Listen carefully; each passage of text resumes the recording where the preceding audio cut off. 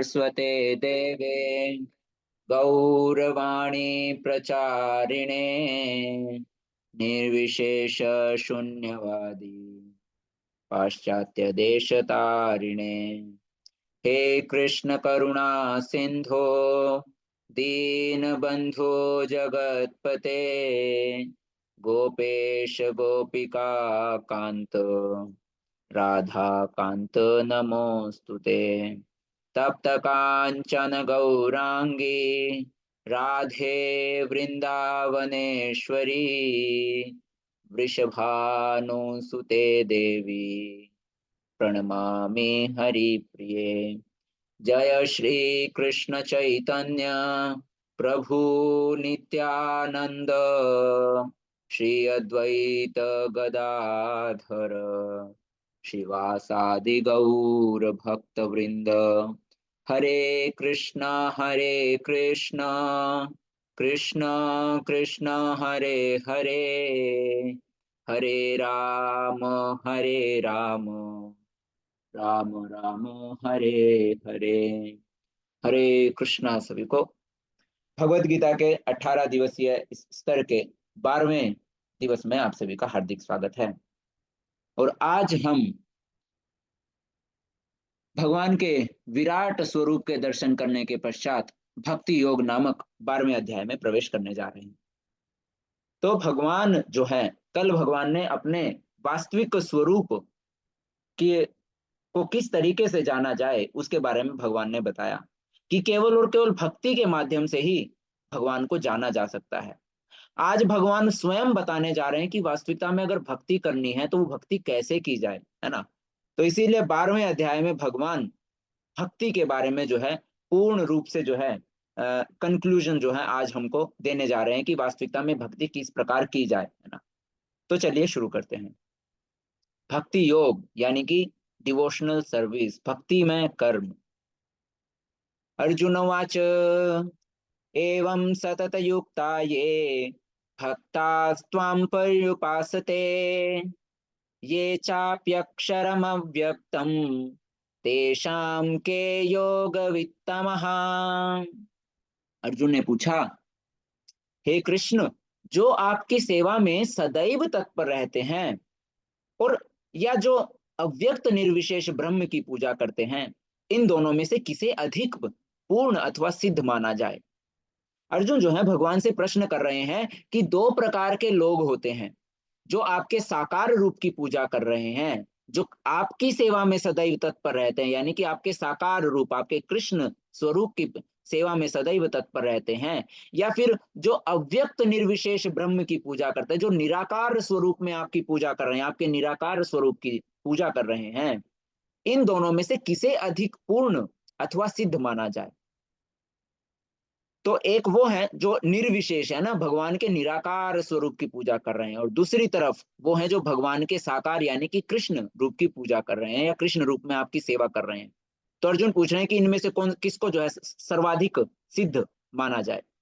प्रभुपाद जी समझाते हैं कि सामान्यतया आध्यात्मवादियों की दो श्रेणियों में जो है विभाजित किया जा सकता है। एक निर्विशेषवादी है, दूसरे सगुणवादी हैं।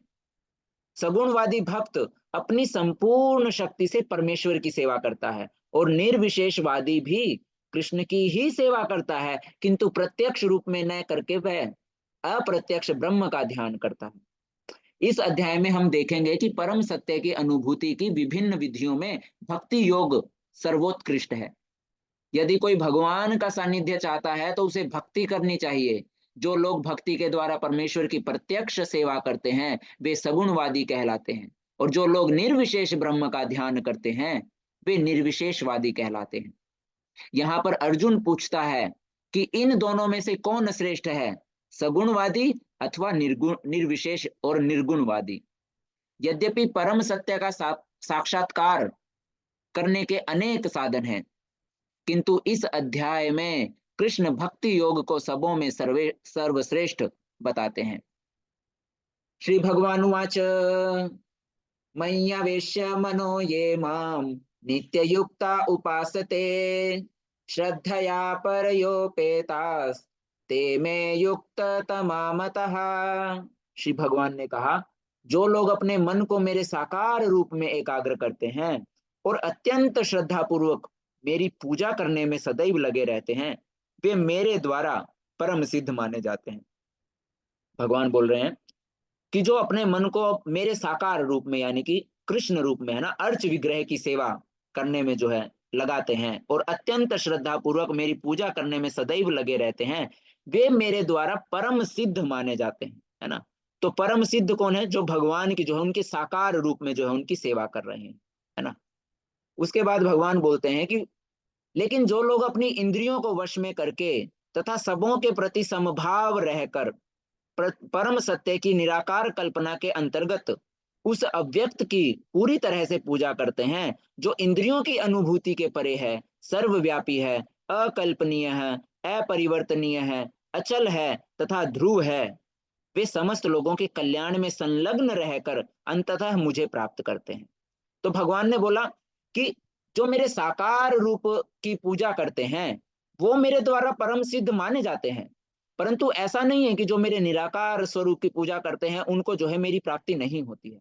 भगवान बोल रहे हैं कि जो भी अपनी इंद्रियों और अपने मन को जो है वश में करके सबों के प्रति एक जैसा भाव रख करके उस परम सत्य की निराकार जो कल्पना है करते हैं, यानी कि भगवान के निराकार स्वरूप की पूजा करते हैं, या निर्विशेषवादी हमने जो अभी देखा है ना, तो जो निराकार स्वरूप की जो है कल्पना के अंतर्गत उस अव्यक्त की, जिसको व्यक्त ही नहीं किया जा सकता, उनके अकॉर्डिंग जिसकी कोई शेप ही नहीं है, जिसका कोई आकार नहीं है ना, निराकार जो है, जो सर्वव्यापी है, जो समस्त इंद्रियों की अनुभूति के परे है, जो अकल्पनीय है, अपरिवर्तनीय है, अचल है तथा ध्रुव है, वे समस्त लोगों के कल्याण में संलग्न रहकर अंततः मुझे प्राप्त करते हैं। भगवान बोल रहे प्राप्ति जो है उनको भी मेरी होती है, परंतु डिफरेंस क्या है दोनों में, भगवान आगे बताएंगे।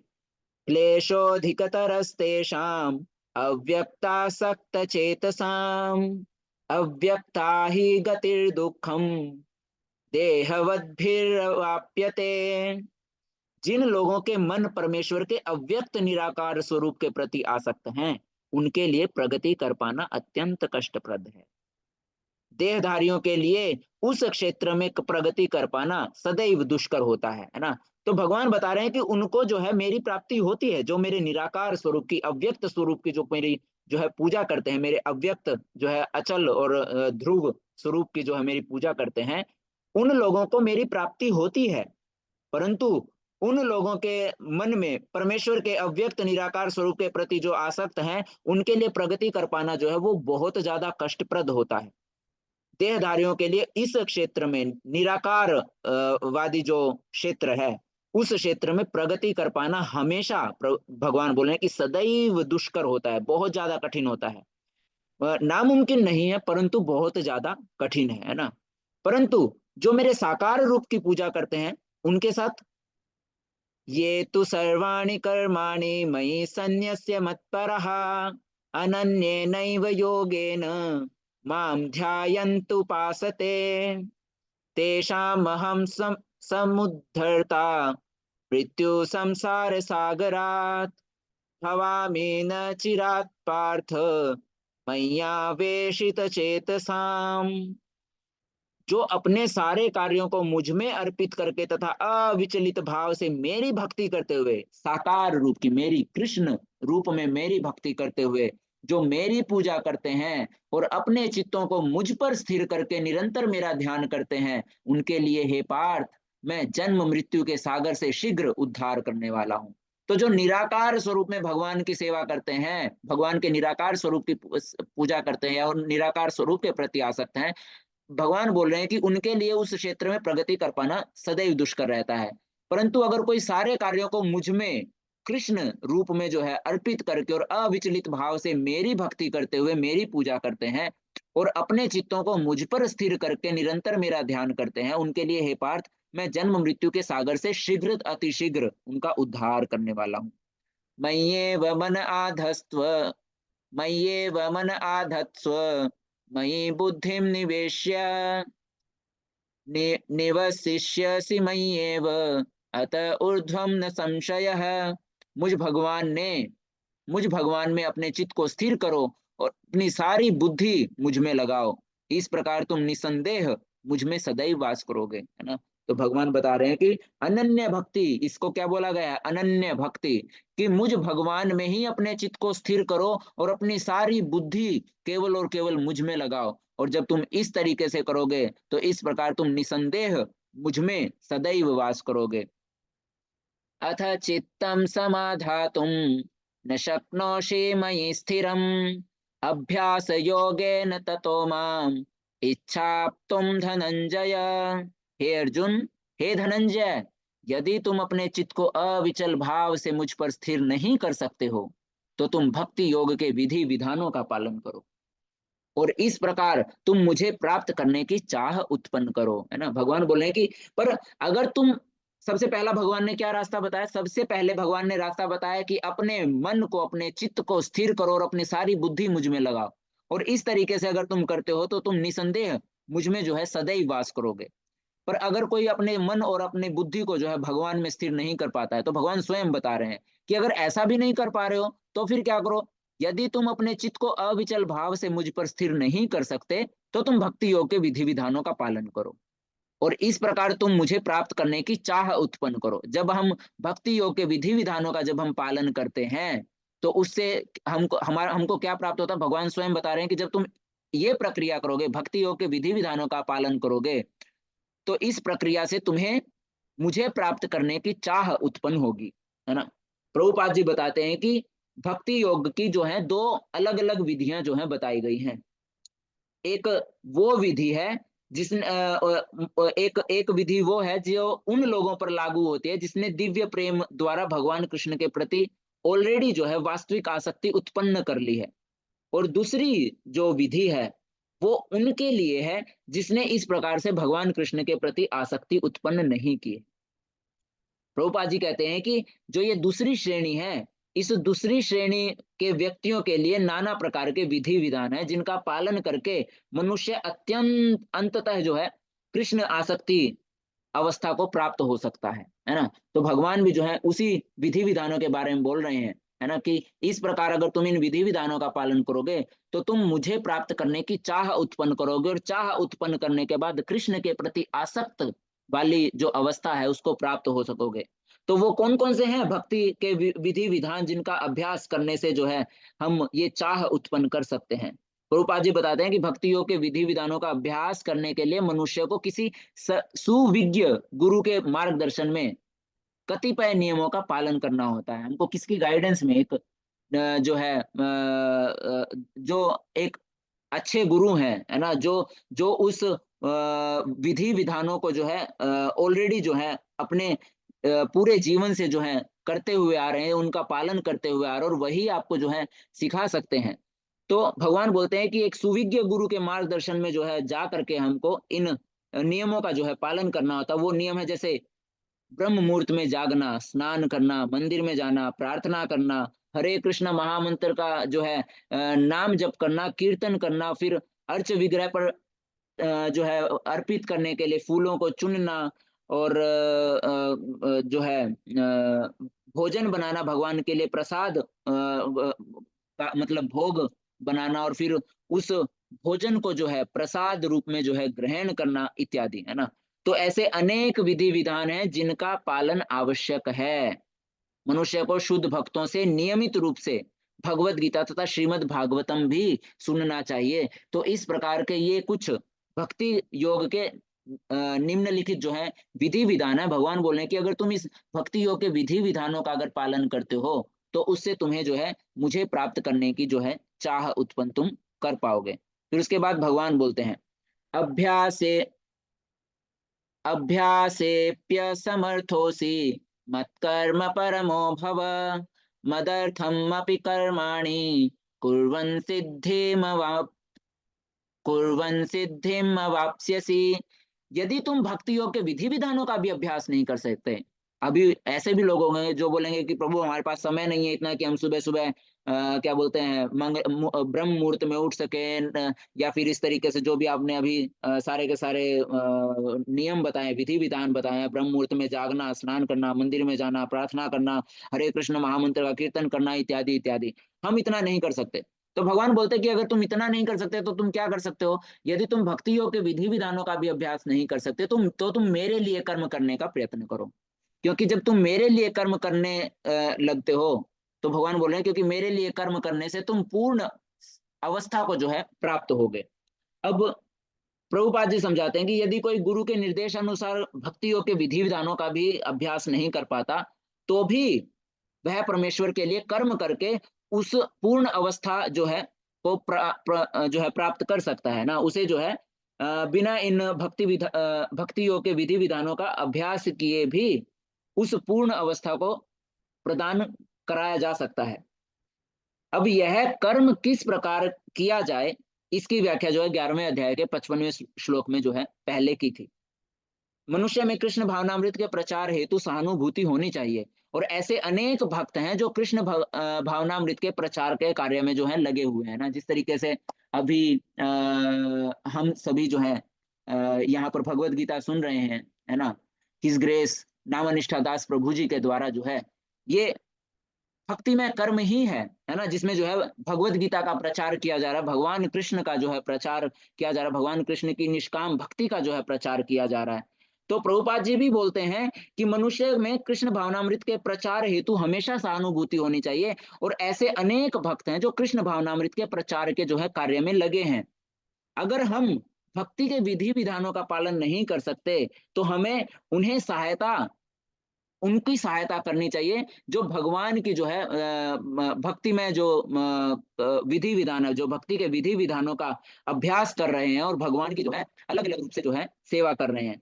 तो जो ऐसे अनेक भक्त हैं जो कृष्ण भावनामृत के प्रचार में कार्य में जो है लगे हैं, हमें उनकी सहायता करनी चाहिए, क्योंकि उनको जो है सहायता की हमेशा ही आवश्यकता है। अतः भले ही कोई भक्ति योग के विधि विधानों का प्रत्यक्ष रूप से अभ्यास न कर सके, उसे ऐसे कार्यों में सहायता देने का हमेशा प्रयत्न करना चाहिए। प्रत्येक प्रकार के प्रयास में भूमि की आवश्यकता होती है, पूंजी की आवश्यकता होती है, संगठन तथा श्रम की आवश्यकता होती ही है। जिस प्रकार किसी भी व्यापार में रहने के लिए स्थान की आवश्यकता होगी, उपयोग के लिए कुछ पूंजी की आवश्यकता होगी, कुछ श्रम और विस्तार करने के लिए हमेशा कुछ संगठन की आवश्यकता होती है, उसी प्रकार कृष्ण की सेवा के लिए भी इन सभी चीजों की आवश्यकता होती है ना। तो अंतर केवल इतना ही होता है कि भौतिकवाद में मनुष्य इंद्रिय तृप्ति के लिए सारा कार्य करता है, लेकिन यही कार्य कृष्ण की तुष्टि के लिए किया जा सकता है, और यही दिव्य कार्य है ना।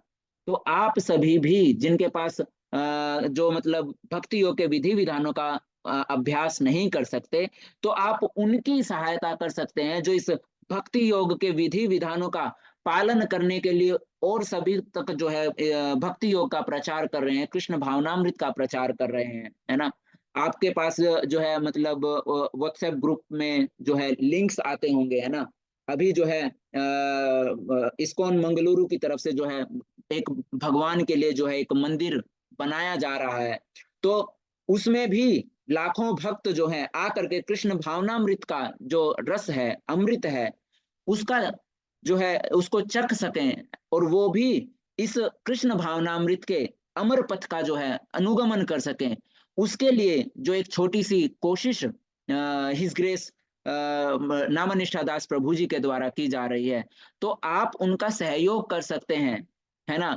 अपनी कुछ जैसा भी आपके मन में जो है अपनी श्रद्धा के अनुसार कुछ पूंजी जो है दान करके, है ना। आगे जो है हम दान कैसा होना चाहिए इसके बारे में हम चर्चा करेंगे, है ना, आगे आने वाले जो अध्याय हैं उसमें भगवान कृष्ण स्वयं बताते हैं कि हमेशा जो सात्विक जो दान होता है वो किस प्रकार, कौन सा जो दान है वो सात्विक दान है ना। हमेशा जरूरतमंद को दिया गया दान, सही समय पर सही व्यक्ति को, है ना, दिया गया दान ही वास्तविकता में सात्विक दान कहलाता है। तो उसके बारे में हम आगे चर्चा करेंगे ना। तो यहाँ पर पूरे समाज के कल्याण के लिए जो नामनिष्ठा दास प्रभु जी हैं, है ना, वो एक मंदिर की का जो है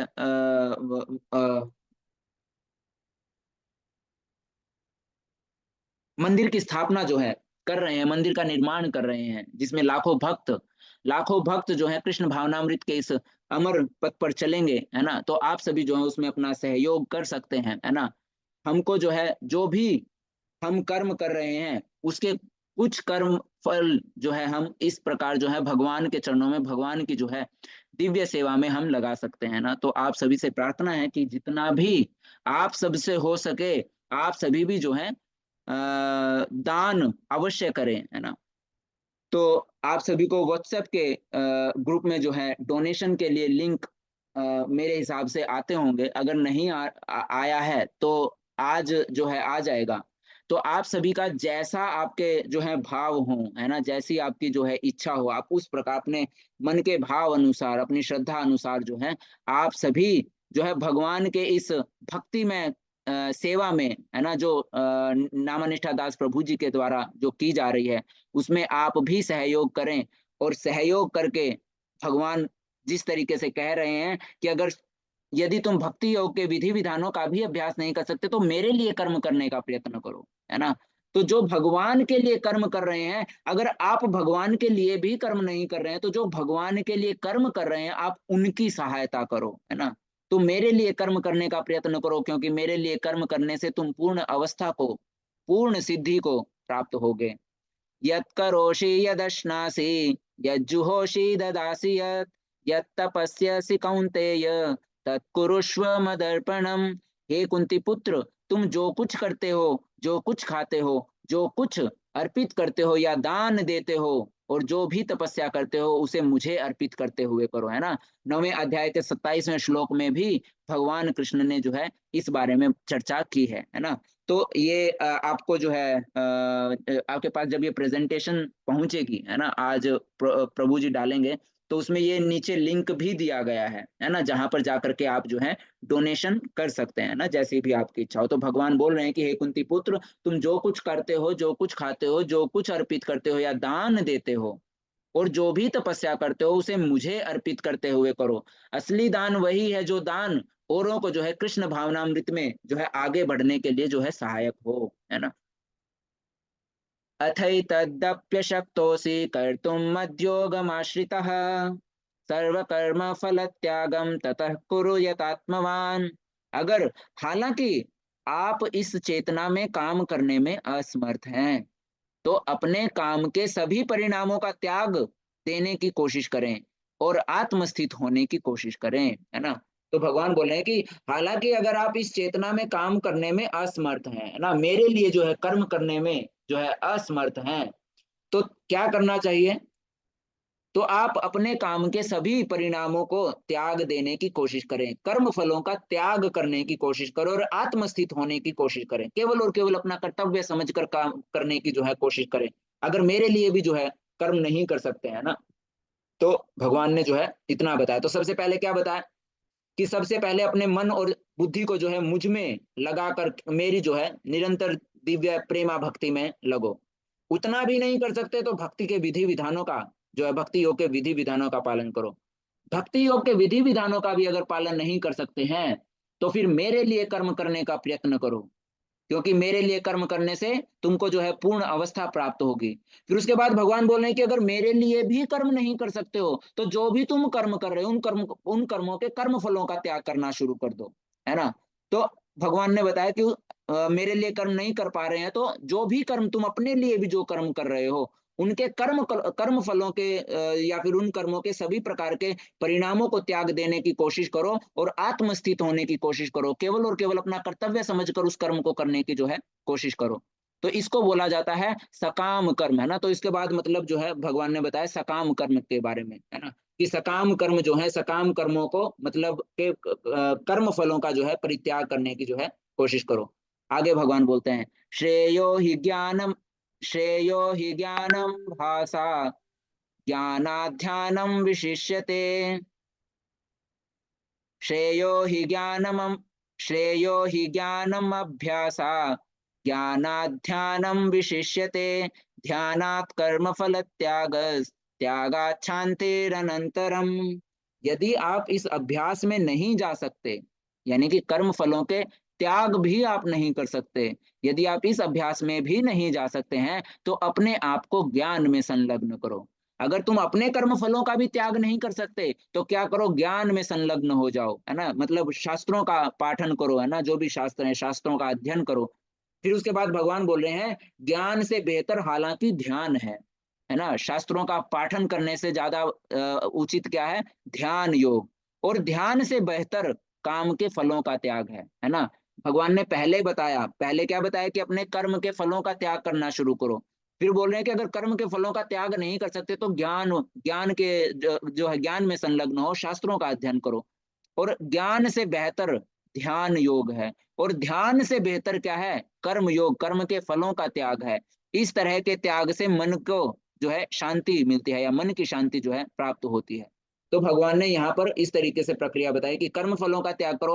हालांकि कर्म फल का जो है, कर्म फलों का त्याग जो है ध्यान योग से, और ध्यान योग जो है ज्ञान योग से श्रेष्ठ है। परंतु फिर भी अगर तुम कर्म योग मतलब कर्म फलों का त्याग नहीं कर सकते तो एटलीस्ट ज्ञान योग में प्रवेश करो, यानी कि ज्ञान में जो है संलग्न होकर समस्त जो शास्त्र हैं, शास्त्रों के द्वारा प्राप्त ज्ञान का जो है अनुशीलन करो, है ना, ज्ञान प्राप्त करने की कोशिश करो। तो उसके बाद छठा रास्ता जो है भगवान बताते हैं ज्ञान। और ज्ञान से श्रेष्ठ है क्या? ध्यान। और ध्यान से श्रेष्ठ है कर्म, है ना। मेरा ऐसा भक्त जो सामान्य कार्यकलापों पर आश्रित नहीं है, जो शुद्ध है, दक्ष है, चिंता रहित है, और समस्त कष्टों से रहित है, और किसी फल के लिए प्रयत्नशील नहीं रहता है, मुझे अतिशय प्रिय है ना। तो भगवान बोल रहे हैं कि अगर कोई ऐसा भक्त होता है जो क्या कर रहा है? कर्म योग कर रहा है। मेरा ऐसा भक्त जो सामान्य कार्यकलापों पर आश्रित नहीं है, जो शुद्ध है, दक्ष है, चिंता रहित है, किसी प्रकार के लाभ हानि की जो है चिंताओं में जो है विचलित नहीं है, समस्त प्रकार के कष्टों से रहित, और किसी फल के लिए प्रयत्नशील नहीं रहता, केवल और केवल क्या कर रहा है? अपना कर्तव्य समझकर कर्म करता है। भगवान बोले मुझे मेरा ऐसा भक्त अतिशय प्रिय होता है ना। तो इस तरीके से जो है भगवान बताते हैं। जो किसी से द्वेष नहीं करता, लेकिन सभी जीवों का दयालु मित्र है, जो अपने को स्वामी नहीं मानता और मिथ्या अहंकार से मुक्त है, जो सुख दुख में संभाव रहता है, सहिष्णु है, सदैव आत्मतुष्ट रहता है, आत्म संयमी है, तथा जो निश्चय के साथ मुझ में मन तथा बुद्धि को स्थिर करके भक्ति में लगा रहता है, ऐसा भक्त मुझे अत्यंत प्रिय है। जिसके उदाहरण कौन है? भगवान कृष्ण के प्रिय मित्र। कौन? सुदामा जी, है ना। जिनके चरण जो है भगवान कृष्ण जो है स्वयं जो है धो रहे हैं ना। तो भगवान बोल रहे हैं जो किसी से द्वेष नहीं करता, लेकिन सभी जीवों का दयालु मित्र है, और जो अपने को स्वामी नहीं मानता, मिथ्या अहंकार से मुक्त है, हमेशा सुख हो या दुख दोनों स्थितियों में जो है संभाव रहता है, सहिष्णु है, हमेशा आत्मतुष्ट रहता है, कुछ मिले तो सही, ना मिले तो सही, है ना। कुछ मिल जाए तो भी ठीक है, अगर नहीं मिलता है तो भी आत्मतुष्ट रहता है, सदैव आत्मतुष्ट रहता है, आत्म संयमी रहता है ना। और जो निश्चय के साथ मुझ में अपने मन तथा बुद्धि को स्थिर करके भक्ति में लगा रहता है, ऐसा भक्त मुझे अत्यंत प्रिय है। जिससे किसी को कष्ट नहीं पहुंचता तथा जो अन्य किसी के द्वारा विचलित नहीं किया जाता, जो सुख दुख में, भय तथा चिंता में संभाव रहता है, वह मुझे अत्यंत प्रिय है। जो न तो कभी हर्षित होता है, न शोक करता है, जो न पछताता है, न इच्छा करता है, तथा शुभ तथा अशुभ दोनों प्रकार की वस्तुओं का परित्याग कर देता है, ऐसा भक्त मुझे अत्यंत प्रिय है। भगवान बोल रहे हैं कि जो अगर कुछ सुख की स्थिति आती है, तो ऐसी अवस्था में जो न तो कभी हर्षित ही होता है, और जब दुख की अवस्था आती है तो न शोक करता है, जो कुछ अनुचित घटने पर न तो पछताता है और न ही किसी उचित घटने की इच्छा करता है, जो शुभ तथा अशुभ दोनों प्रकार की वस्तुओं का परित्याग कर देता है, ऐसा भक्त मुझे अत्यंत प्रिय है। जो मित्रों तथा शत्रुओं के लिए समान है, जो मान तथा अपमान, सर्दी तथा गर्मी, सुख तथा दुख, यश तथा अपयश में संभाव रखता है, जो दूषित संगति से सदैव मुक्त रहता है, जो सदैव मौन और किसी भी वस्तु से संतुष्ट रहता है, जो किसी प्रकार के घर बार की परवाह नहीं करता, और जो ज्ञान में दृढ़ है और जो भक्ति में संलग्न है, ऐसा पुरुष मुझे अत्यंत प्रिय है। ये तु धर्मामृतम् इदं यथोक्तं पर्युपासते, श्रद्धाना मत्परमा भक्तास्तेतीव मे प्रियः।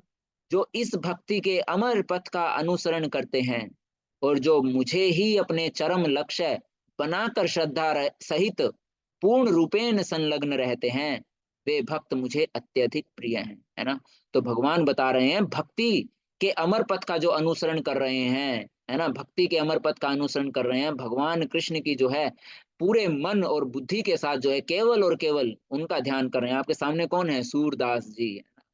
तो जो है सूरदास जी भी जो है किस प्रकार भगवान के ही निरंतर मनन और चिंतन में लगे रहते थे, है ना। तो उसके बारे में जो है यहाँ पर बताया गया। तो जो इस भक्ति के अमर पथ का अनुसरण करते हैं और जो मुझे ही अपना चरम लक्ष्य बनाकर श्रद्धा सहित पूर्ण रूपेण संलग्न रहते हैं, वे भक्त मुझे अत्यंत प्रिय हैं। तो यहाँ पर हमारा यह अध्याय समाप्त होता है और इसको समाप्त करते हैं प्रभुपाद जी के कुछ शब्दों के द्वारा। श्रील प्रभुपाद की जय। इस अध्याय में परम सत्य की जो निराकार धारणा वर्णित है, उसकी संस्तुति उस समय तक के लिए की गई है जब तक मनुष्य आत्म साक्षात्कार के लिए अपने आप को समर्पित नहीं कर देता।